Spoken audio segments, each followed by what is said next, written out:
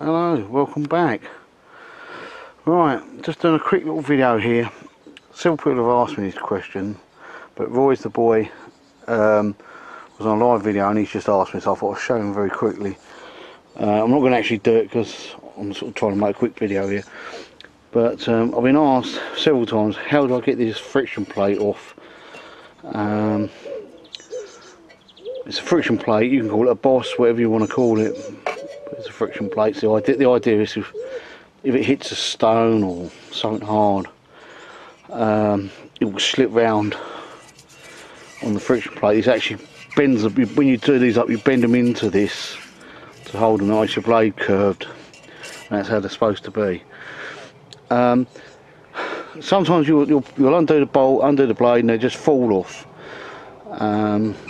Especially if you've got a crank seal gone or anything like that, because they're lubricated. But what I use is this little tool here. I'll just show it on here a bit better.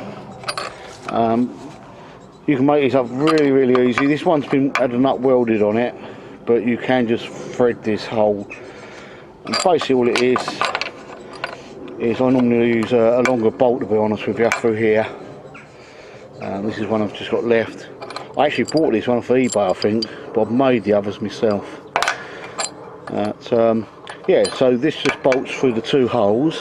You've got a hole here and a hole here. Don't forget your blade won't be here. So what you do, once you get the blade off, you put this bolt in just a little bit, so you're not actually pushing on the thread of the crank, and you just bolt that to it, so it would be bolted like so. And you just do the middle one up. It's very simple. As you can see, this one is well bent, and you can see it's even broke the weld.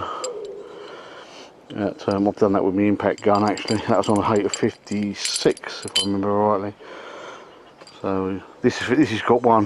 That 48's got one. I've got another few Hayters laying around here. They're all the same. They've all got the friction plate on them.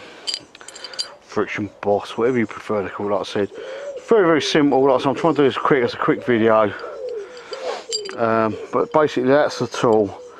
You don't need, if you can't weld, then just thread through here. You can even do it with putting a couple of nuts on it. You know what I'm saying. It's not rocket science, it's a piece of metal. And yeah, like I say, there was a bloke selling these ones on eBay fairly cheap. But I must admit, I bought this one and then I made the others up myself. I actually made a couple that were probably 2-3 times thicker than this, because they can be that tight. And obviously when you put them back on, put a little bit of grease on, not too much.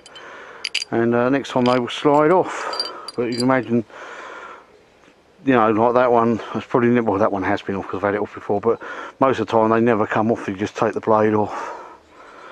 At least you're in like Roy's problem this afternoon, where somebody's got a bit of rope wrapped around it, and then obviously you need to, anyway, it's only got a quick video.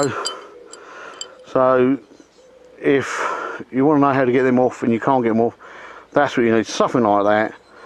There are different ways of doing it, but I think it explains itself, doesn't it? The two outer bolts bolt through the friction plate, and then you use the middle bolt to push.